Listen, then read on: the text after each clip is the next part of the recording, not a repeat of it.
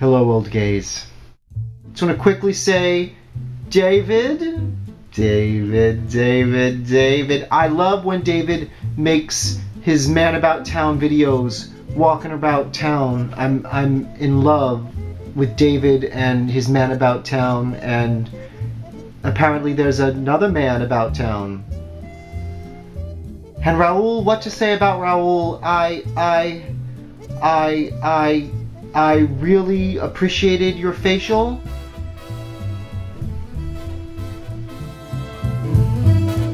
And Gina, I missed you last week. A part of me cried inside when I didn't see you, but I'm hopeful that we'll all get to see you this week. And Van.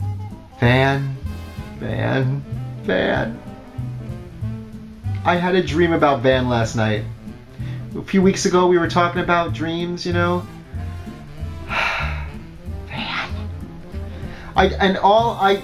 I just want to say one thing, Van, in reference to our dream, my dream, because you didn't have this dream, at least I don't think so. I just want to say, Van, thanks for trying.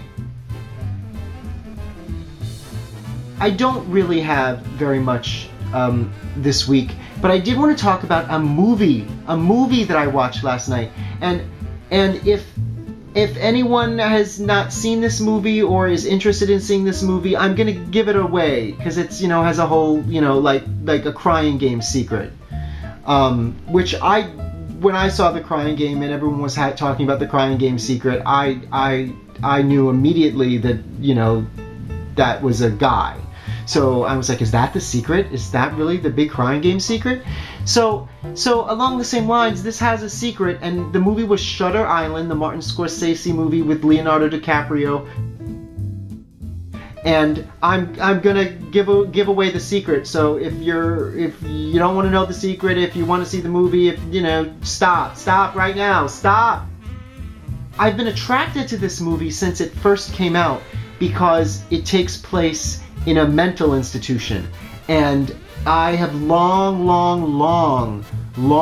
been attracted to mental institutions, and I know I've talked about that before. Not just I'm attracted to them, and so I knew that I wanted to watch it, and I did watch this movie, which I have to say a lot of people didn't like, but I loved every moment of this movie. I loved the way it looked. I loved the whole look of it, the cinematography, the camera work. I loved the music.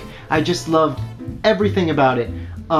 As far as the secret goes, I mean, it wasn't a secret to me. Right when the movie started, I immediately kind of knew exactly what was going on. But that wasn't it for me. You know, it's basically, here's the spoiler. You know, he goes to a mental institution to investigate something, and it turns out he's really a patient. And I kind of knew that right away. And it just, the movie spoke to me, because that movie, it made me feel like, made me realize that that's how I feel in life.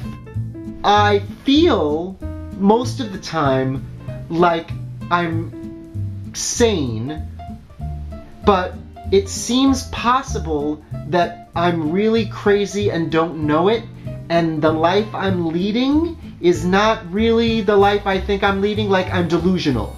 I suppose that's what I'm saying. I suppose I'm saying that I have a sinking feeling that I'm delusional. And part of me thinks that one day I'm gonna wake up and I'm going to be in a mental institution, or not just in a mental institution, but kind of realize that I've been in a mental institution for the last, 10 years, and I didn't know it, or I was living in some kind of I remember when I was a kid seeing the movie One Flew Over the Cuckoo's Nest and watching it and kind of thinking, well, that's what's so bad about that.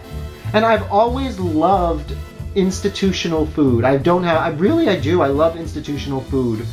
If there was like a hospital nearby, I would probably go to lunch there, to the hospital cafeteria.